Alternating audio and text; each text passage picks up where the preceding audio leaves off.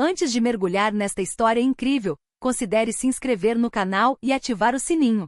Cada história aqui tem algo a dizer, e você não vai querer perder nenhuma. Num grande hotel de luxo situado no coração de Amsterdão, entre os elegantes canais e as antigas fachadas adornadas com gerânios, trabalhava uma mulher discreta e reservada chamada Anita Gomes Hotel, conhecido por seu esplendor e clientela prestigiosa, empresários internacionais, estrelas de cinema em escalas, políticos em conferências. Brilhava com mármore polido, lustres antigos e um silêncio profundo quebrado apenas pelos passos da equipe. Todas as manhãs, bem antes do nascer do sol, Anita acordava em seu pequeno quarto no sótão, nos arredores da cidade. Preparava um café preto simples, vestia seu uniforme cinza, passado a ferro com cuidado no dia anterior, prendia o cabelo preto em um coque apertado e saía do apartamento silencioso que dividia com outras duas faxineiras. Em silêncio pegava o bonde com um livro dobrado no bolso interno do casaco, um romance, um livro de gramática, às vezes até uma coletânea de poesias, sempre em holandês. Ao chegar ao hotel, ela empurrou seu carrinho de metal cheio de produtos de limpeza, panos limpos e frascos etiquetados em vários idiomas pelos longos corredores acarpetados e felpudos. Seus movimentos eram precisos, quase coreográficos. Ela conhecia cada canto, cada detalhe de cada suíte, como se vivesse ali em segredo. Anita, de ascendência filipina, era conhecida pelos funcionários por sua pontualidade impecável, sua calma quase irreal e suas respostas breves, sempre educadas. Muitos a chamavam de comum, silenciosa, invisível. Mas ninguém sabia o que estava escondido por trás desse silêncio, porque Anita carregava dentro de si uma história que ninguém imaginava. Antes de vir para a Holanda, ela tinha sido professor de linguística na Universidade de Manila. Acadêmica respeitada, especializada em fonética, ela era igualmente hábil no ensino de inglês, alemão, francês e holandês. Publicou diversos artigos sobre as estruturas linguísticas das línguas austronésias, e seus alunos a descreveram como brilhante, apaixonada, exigente, mas justa. Ela era fluente em 6 idiomas e lia pelo menos outros 3.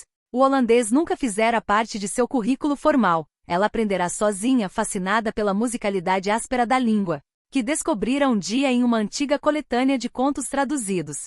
Impôs a si mesma uma rotina rigorosa, ouvir rádios holandesas online, ler jornais holandeses online, gravar a si mesma para corrigir a pronúncia. Era um projeto pessoal, quase um refúgio. Mas a vida, por vezes cruel, havia destruído a ascensão silenciosa de Anita.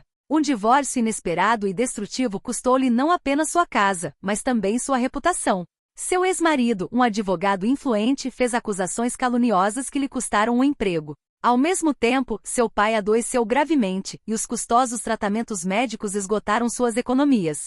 Ela se viu diante de uma escolha impossível: permanecer em um país onde não lhe restava mais nada, ou recomeçar tudo em outro lugar.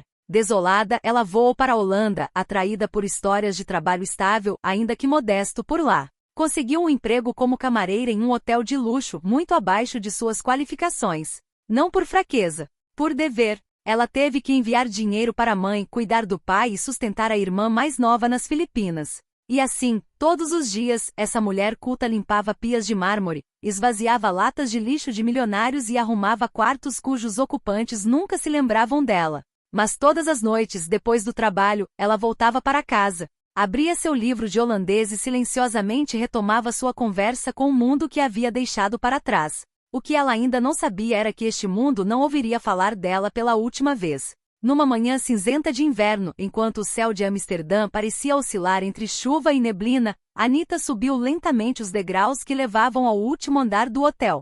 Ela havia recebido ordens para limpar a suíte real, uma sala enorme com vista para os canais com suas janelas salientes, molduras douradas e tapetes orientais com padrões complexos. Ela entrou com sua típica gentileza silenciosa, empurrando seu carrinho silenciosamente pelo mármore. Lá dentro, tudo ainda parecia adormecido, a cama desarrumada, as cortinas meio abertas, uma garrafa de vinho pela metade sobre uma mesa baixa. Apenas a pálida luz da manhã filtrava-se pela vasta sala de estar. A princípio, ela pensou que estava sozinha, mas ela mal havia começado a esfregar a estrutura da banheira com as mãos em um balde de água morna com aroma de limão, quando ouviu vozes no cômodo ao lado. 2 homens falavam holandês, claramente imersos em uma conversa, alheios à sua presença.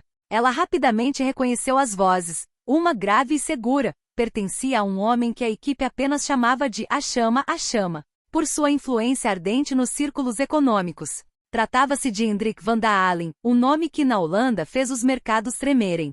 Herdeiro de um império naval centenário e acionista de vários bancos, Hendrik era conhecido por sua fortuna colossal, mas também por seu caráter brusco, direto e, muitas vezes, desdenhoso para com aqueles que considerava de baixo. Ao seu lado estava um jovem assistente, vestido com um terno de 3 peças, rígido demais para seus gestos nervosos. Achando que Anita não entendia uma palavra do que conversavam, eles falaram em voz alta sem filtro. E juro, esta cidade está apodrecendo. Até aqui, olha aquela faxineira. Ela parece mal alfabetizada. Quanto você aposta que ela não terminou a escola? Anita sentiu uma queimação familiar crescer dentro de si. Uma queimação que ela conhecia bem, a queimação da humilhação silenciosa, do desprezo disfarçado de indiferença. Ela poderia ter ficado quieta, como tantas outras vezes. Poderia ter desviado o olhar e continuado a esfregar, mas naquela manhã, algo dentro dela se recusou. Sem pressa, ela se levantou. Gotas de sabão ainda pingavam de suas luvas. Deu um passo à frente, fixou seus olhos escuros nos de Hendrik e falou com voz calma e firme, em um holandês impecável. Na verdade, tenho doutorado em linguística aplicada. E lecionei na Universidade de Manila por 10 anos. Não estou aqui por falta de competência, mas por necessidade. Envio meu salário para minha mãe doente. Limpo estes quartos para salvar minha família. Mas não se engane, não foi falta de inteligência que me trouxe aqui. Foi excesso de responsabilidade. O silêncio que se seguiu foi glacial. A jovem assistente ficou lívida. Hendrik, paralisado a princípio, encarou-a por um longo tempo, como se a visse pela primeira vez. Surpresa misturada a uma espécie de consternação, talvez até vergonha, em seus olhos. Você fala holandês? Fluentemente? Ele murmurou, quase estupefato. Anita simplesmente assentiu e baixou o olhar, sem arrogância ou desafio. Retornou ao trabalho com uma graça serena, como se nada tivesse acontecido. Limpou a mesa de centro com a ponta do pano, como se quisesse apagar os últimos resquícios do desprezo deles. Mas no ar, algo havia mudado. Hendrik não disse mais nada. Olhou para ela por mais um instante, depois se levantou em silêncio e saiu do quarto, deixando para trás não uma governanta, mas um enigma. Uma força silenciosa que ele não conseguirá reconhecer, e da qual não conseguia mais desviar o olhar. Na manhã seguinte, o sol mal começava a atravessar as janelas embaçadas do hotel quando Anita, fiel à sua rotina, começou sua ronda. Empurrou o carrinho pelos corredores silenciosos, repetindo mecanicamente seus movimentos, apagando os vestígios de noites luxuosas, porém fugazes. No entanto, sua mente estava em outro lugar, ainda girando em torno da conversa do dia anterior, daquele olhar surpreso e perturbado de Hendrik van Dalen. De repente, uma voz firme o chamou. E Anita, você poderia vir à sala do diretor, por favor? O coração de Anita disparou. Um nó de ansiedade se formou em seu estômago. Ela temia que sua franqueza lhe tivesse custado caro, que sua resposta, embora verdadeira, tivesse sido percebida como insubordinação. Seria demitida? Humilhada publicamente? Sua imaginação corria solta. Cautelosamente, ela se aproximou do escritório no final do corredor, deu um passo para dentro e parou, congelada. De frente para ela, atrás de uma enorme mesa de carvalho, estava Hendrik van Dalen preguiçoso, o temido empresário. O influente bilionário cujas decisões abalaram mais que os mares da Holanda. Mas, naquela manhã, não havia a frieza habitual em seus olhos. Pelo contrário, ele sorriu gentilmente, uma expressão rara nele, quase humana. Anita, eu escutei você ontem à noite, ele começou com uma voz calma. E eu não conseguia parar de pensar nisso. O que você disse me lembrou da minha própria mãe, uma imigrante indonésia, a quem ninguém nunca dava atenção também. Ele fez uma pausa, procurando as palavras certas. Ela também vivia nas sombras, entre dois mundos, invisível a tantos olhos. O que você me contou me tocou profundamente. Anita sentiu os olhos marejarem, surpresa com aquela sinceridade inesperada. Então, lentamente, Hendrik continuou. Eu tenho uma proposta para você. Estamos lançando uma nova fundação em Roterdã, dedicada ao ensino de idiomas e à promoção da diversidade cultural. Uma iniciativa para dar voz àqueles que a sociedade frequentemente ignora. Preciso de um diretor cultural. Alguém que entenda não apenas a complexidade das línguas, mas também o peso da invisibilidade social. Alguém como você. Anita permaneceu em silêncio, sem fôlego, incrédula. Seria uma piada? Um sonho?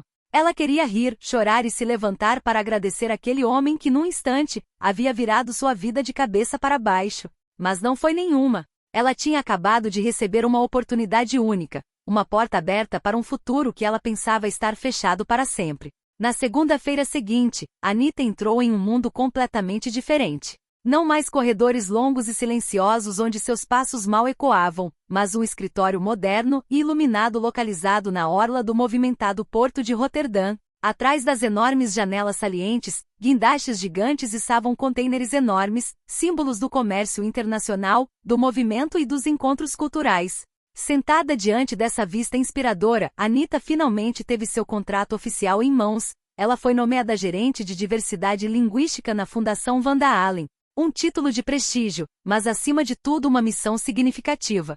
Seu papel era criar programas educacionais que promovessem a aprendizagem de línguas entre crianças de origens desfavorecidas, promovessem o multilinguismo e combatessem a exclusão social associada à barreira linguística. Todas as manhãs, um motorista vinha buscá-la em seu apartamento. Ela não precisava mais empurrar um carrinho ou andar pelos corredores discretamente. Agora era ela quem inspirava, guiava e transformava as coisas. Mas além do reconhecimento profissional, era acima de tudo a oportunidade de transmitir ter esperança à sua família que permaneceu nas Filipinas, à sua mãe doente, à sua irmã que sonhava em estudar, aos seus sobrinhos que a admiravam como uma heroína silenciosa. Anita poderia enviar-lhes mais do que dinheiro. Ela lhes enviava a certeza de que a vida pode mudar, de que nunca se deve desistir, mesmo quando se sente invisível. A história de Anita rapidamente circulou nos jornais europeus. Ela foi apresentada como uma mulher comum revelada pelo poder da linguagem. Pela sua inteligência discreta e por um simples momento de verdade sua trajetória quebrou clichês, quebrou barreiras e inspirou milhares de pessoas.